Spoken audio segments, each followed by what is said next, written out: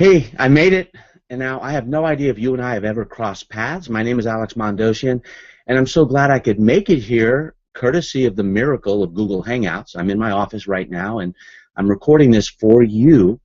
And the topic at hand, of course, is legacy. And I went ahead and looked up the word legacy, and according to Webster, legacy is something such as property or money that is received from someone who has died, something that has happened in the past, or that comes from someone in the past. Now, that to me is not an adequate definition of legacy. I believe legacy is about three things, and this is my opinion. You may or may not agree with me, but the first thing legacy is legacy is about your attitude. It's not about your skill set, it's about attitude. Legacy also is about your story.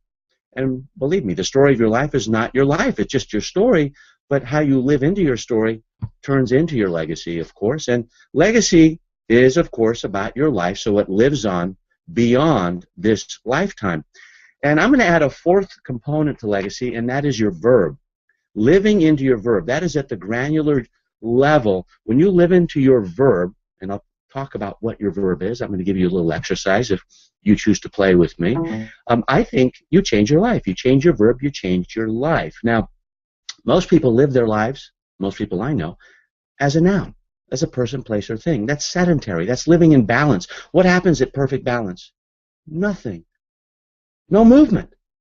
Movement is life. Nothing happens until something moves, says Albert Einstein. All beauty is created by movement and chaos. The mountains, the oceans, the clouds, the heavens, all as a result of movement. Gravity causes movement. So I don't believe in balance. I believe in harmony, and I believe where when you're giving 10%, someone else can give you 90%. Think of your closest relationships. And when you're giving 90%, you're trusting that when that person's giving 10, they're going to be giving 90 when you're giving 10. I hope this is making sense. And the reason I bring this up is because I want to know what your verb is. And I want all of you in that room to share your verb with others. Because if you change your verb, you change your life. Now, let me show you what a verb is. Most important, a verb is a word. And I'm going to share with you a book from one of my mentors in legacy, Buckminster Fuller. This is the thinnest book he ever wrote. He wrote over, or I think nearly 20 books. This is the only one I understand, and it's titled, I Seem to Be a Verb, right? Now, I don't want you to live as a noun or an adjective, even an adverb. I want you to live as a verb as I do, and I'm going to share with you what my verb is, and let's go through this process together. My verb is engage. I engage, therefore I am. This is me as a 3-year-old. I knew from that point forward I would be a teacher, and it's amazing. I hadn't gone through therapy in dealing with the way my parents dressed me. If you can see this, it's a little pixelated, but I look like a traveling salesman, and this is the year 1969, and so this is little Alex at 3 years old. I engage, therefore I am. In other words, not I think, therefore I am. That was someone else's verb. This is my verb. I engage. What's your verb?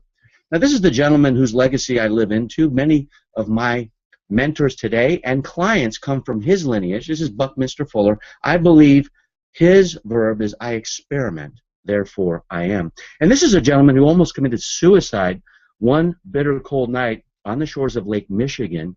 It was 1927. He was in so much pain, he actually took comfort in thinking about sinking into those icy waters because he had been expelled from Harvard not once but twice.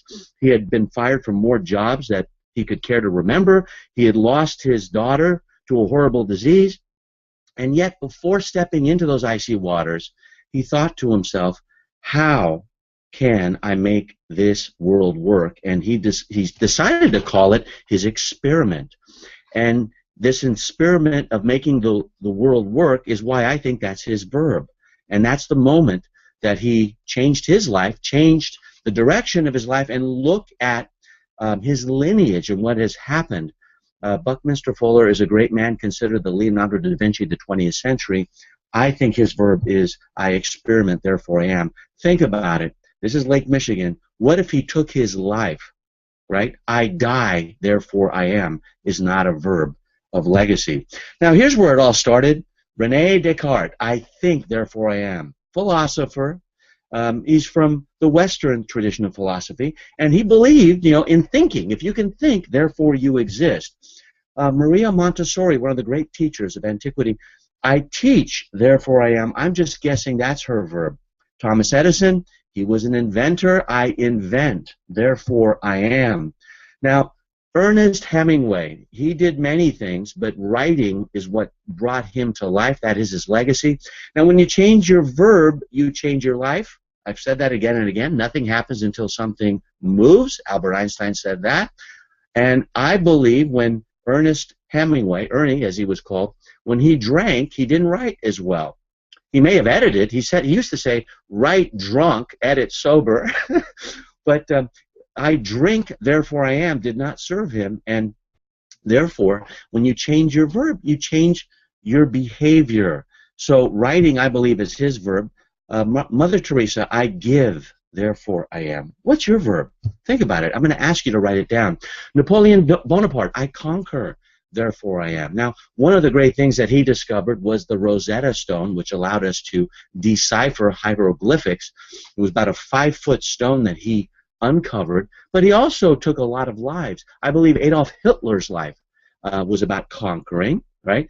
I conquer, therefore I am, and he had his own thought process of conquering. Now, if he had changed his verb to I paint, therefore I am, he was a painter, a failed painter, then he would have changed his life, and many more people would be living as a result of that legacy. Now, Michael Phelps, it's not I swim, therefore I am. No one wins that many gold medals or by 1/1000th of a second. If it's not I win, therefore I am, you don't have that level of success. So I think that's his verb. I win, therefore I am. Amelia Earhart, I fly, therefore I am. Many people die into their verb. She died. Her life was taken from her, or maybe she lived into her verb so much that she died into it, and she was missing flying. And what a way to go, if you ask me. I fly. I believe that was her verb. Steve Jobs, he's no longer here, but he was an innovator. He wasn't not an inventor like Thomas Edison. I believe I innovate. Therefore, I am was his verb, because he didn't invent the MP3 player. He made it more sexy. He didn't invent the tablet or the laptop. He made it more sexy. He didn't invent the phone, but he did make it more sexy. And many of you own iPhones thanks to this man and his innovation. Now, Pablo Picasso did a lot of things with art, but I believe his painting his paintings is what he's known for. I paint, therefore I am. Donald Trump, think what you may about this man, but he loves to deal. I deal, therefore I am. So Socrates, I ask, therefore I am. People would walk the streets of Athens, and they used to approach him in his toga, most likely, and said, Socrates, what is beauty? And his response would be, what does beauty mean to you? So there's a power of the question mark, which is much more powerful than the exclamation point. Edith Piaf, if many of you listening and watching this, if you're old enough to remember, she died into a verb. She died on stage. Edith, if you're old enough to remember her, I sing, therefore I am. Beautiful voice. There's Frank Lloyd Wright. He was one time in court. He put his hand over a Bible, and they said, sir, please state your name. He says, I am Frank Lloyd Wright, the greatest architect of all time. They said, sir, can you be a little bit more humble? He said, no, I am under oath. He believed in design. I design, therefore I am, I think is his verb. Tiger Woods, he's all about improvement. Used to be the greatest golfer of all time. Then he had a little hiccup. He changed his verb. I cheat, therefore I am. Cheating did not serve him. And women came out of the woodworks, and cheating became what he was all about. Then he sunk into oblivion, golfing. Now he's coming back. I really give him credit for that. Think what you may about him, but he is all about improvement. I improve, therefore I am. Oprah Winfrey, I empower. Again, I'm guessing, but I empower, therefore I am. What is your verb? What is your verb? Think about it right now. Now, you can have many different verbs, but I want you to think about one, and I want you to write it down. And then when you write it down, see if there's something that you can do to put it on your chest or over your heart. If there's a sticker, or if they can give you a handout of some kind, I don't know if that's possible or not, but if they can't, just think about what your verb is, write it on an index card, and then when you approach someone at that event, at the break, or whenever, Maybe you can do it now. I have no idea what the syntax is and what the timeline is, but show your verb and then go up to someone and say, why is that your verb? When did you first notice it? How do you live into it? Okay? So you see the verb.